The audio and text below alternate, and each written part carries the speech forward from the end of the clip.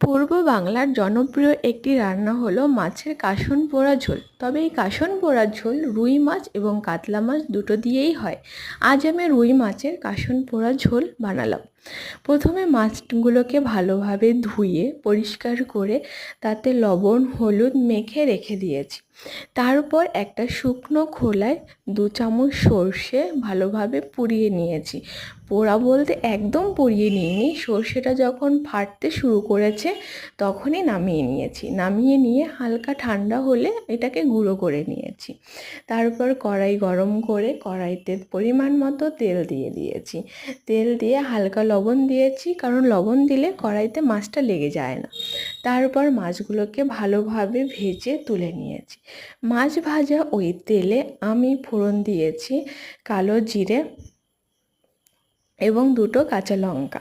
কালো জিরে কাঁচা লঙ্কা থেকে সুন্দর গন্ধ বেরোলে আমি এর মধ্যে পরিমাণ মতো হলুদ দিয়েছি। হলুদ থেকে হলুদের কাঁচা গন্ধটা চলে গেলে আমি পরিমাণ মতো জল দিয়ে দিয়েছি। জলটা ফুটে উঠলে মাছগুলোকে দিয়ে আরও কিছুক্ষণ ফুটিয়ে নিয়েছি।